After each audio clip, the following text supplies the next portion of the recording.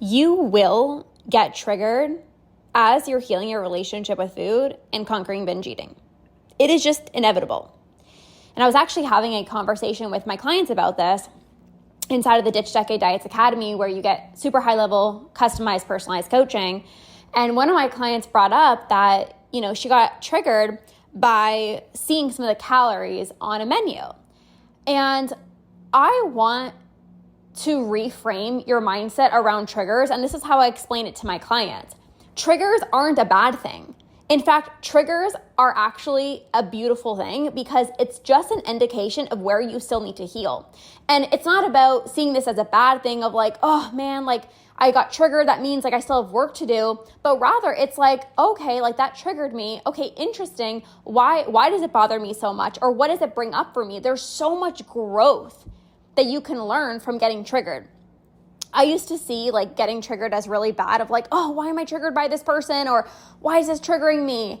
And instead I'm like, thank you, trigger. Like, thank you for showing me where I still need to heal.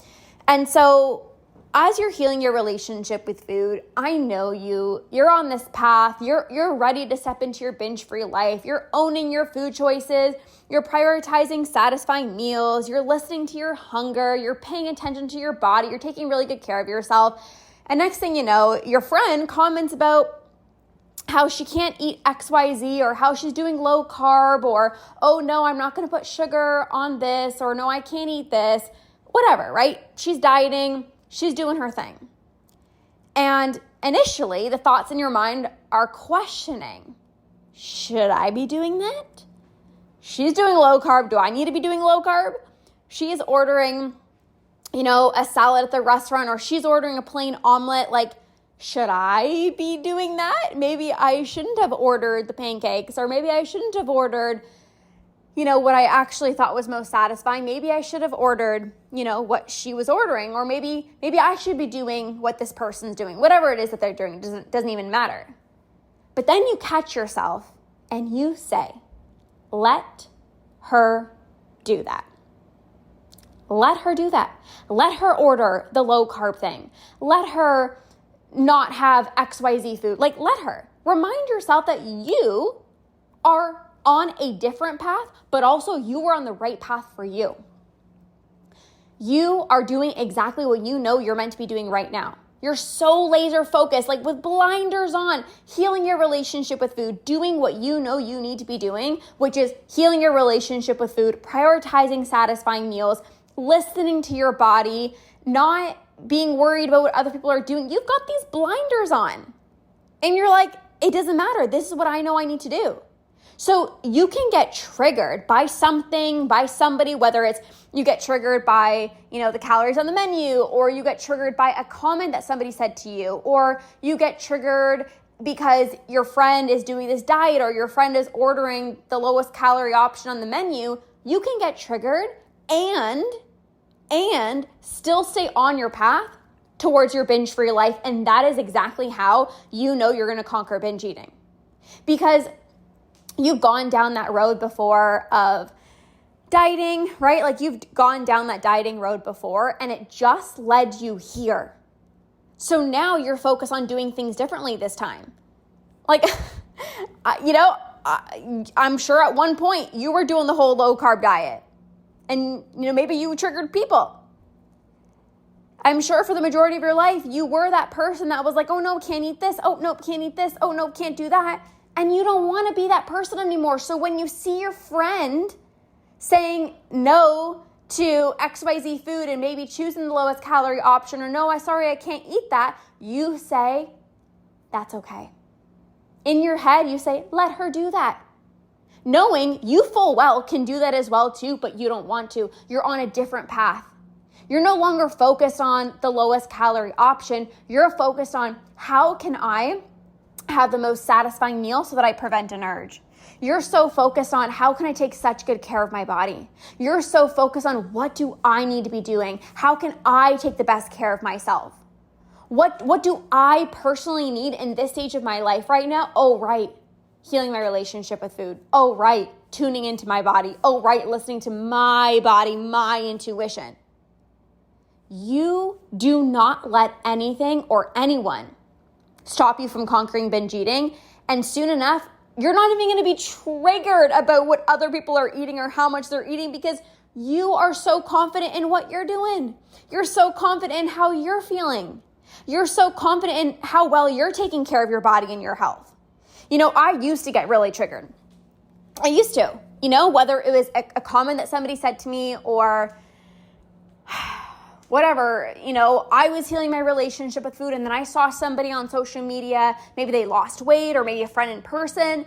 And I used to think as well too, like for a second, oh, should I really be going back to dieting? Should I be doing this whole intuitive eating thing, or should I actually go back to dieting? And that thought honestly lasted just a few moments, because then I came back to the truth of what I knew that I needed to do. And I said to myself, Lorna, you have done that for 10 years of your life. You have been that person that have gone on that diet and lost the weight. You have been that person that says, nope, can't eat this, nope, can't eat that, and you don't want to be that person anymore. That's not even who you are. You don't want to be doing that. And so I quickly said to myself, no, let that person diet. Let that person eat low carb. I'm going to be over here enjoying my carbs for my pancakes, and I'm going to have my rice, and I'm going to enjoy myself. Like, let that person do that. That's their decision. That's what they want to be doing. But I'm going to be over here fueling my body, having the most bomb-ass freaking workouts, feeling like a freaking badass in the gym, going to yoga classes, and literally pushing myself. Like, there's a yoga with weights class and a power flow class that I do on the weekends, and holy freaking moly, it's challenging classes. And I'm in these poses, and I'm like dying. My legs are shaking, my arms are burning, and I go in there and I'm like, yeah, like I'm going to push myself because I actually have the energy to do so. I'm not on some BS low carb diet where I feel like I'm going to literally pass out, or I have the energy to go for a bike ride when I want to go for a bike ride. I have the energy to go for my walks because I'm taking care of myself. So now I don't care what other people are eating. In fact, with all love, like I actually don't care what you're eating. I actually don't care what diet that you're on. Like, in all honesty, like it doesn't impact me because I know that I'm taking care of myself. You might be triggered right now because you're not actually taking care of yourself.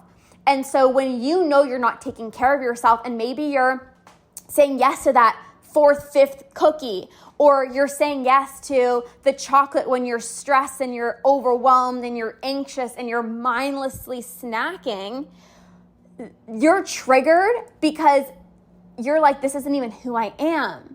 And that person was able to lose weight. Like, why can't I do that? And then you're like judging yourself, but then you're judging yourself for the fact that maybe you haven't lost weight. And then you're also judging yourself for the fact that you're sabotaging with food. So it's just like trigger. But you're going to stop being triggered when you take good care of yourself. When you know that you're listening to your body. When I go to a restaurant and I order something that I want, I actually do not care what anyone else is eating because I don't want that. You get triggered because somebody's ordering something that you really wanted that you didn't allow yourself to have. That's why you're triggered. You really wanted that pizza, but you avoided getting the pizza because, oh my gosh, all the carbs and this and that, and should I be eating this? Oh my God, the calories.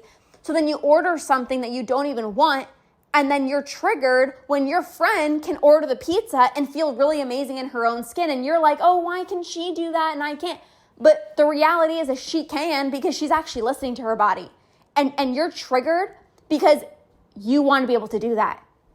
Do you see how I just simply reframed it? You're triggered because you see something in somebody that you know you can do, but you're not there yet, and that's okay. That's beautiful. It's like, okay, perfect. Thank you for showing me where I still need to heal, or thank you for showing me, like, I know that I can get there as well too. I know that I can actually order what I want and feel amazing in my own skin. So you're going to get triggered on your journey. Triggers are not a bad thing. It's just like, oh, wait, triggered. Okay, well, let me ask myself, why did I get triggered? Okay, well, what do I still need to heal?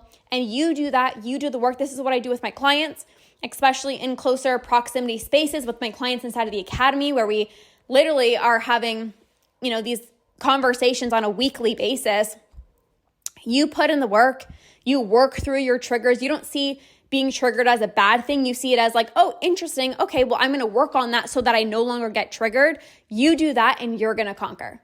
The people who conquer binge eating isn't like, oh, it's just rainbows and butterflies and they're going down the, the Mario Kart racing game in Nintendo. It's like there's like a rainbow track. It's like going to heal your relationship with food. And people who conquer binge eating, they're not just going down that rainbow path. If you guys have played Nintendo Mario Kart before, it's like, no, there's going to be banana peels and you're going to slide all over the place. Maybe even fall off the track, but then you always come back on. You get triggered and then you pull yourself back onto your path towards your binge-free life. You bump into something or, you get triggered along the way, but you always come back on that path. You don't take your foot off the gas. You don't say, oh, I'm triggered. No, I can't do this. No, you're so freaking powerful. You're like, no, I know exactly what I need to do. I can get triggered, but you know what? I'm staying on this path. And you continue down that path no matter what your friend's doing, no matter what diet somebody else is doing. You know in your heart and soul what you need to be doing, and you stay so focused on that, and you will inevitably 1,000,000% heal your relationship with food and conquer binge eating.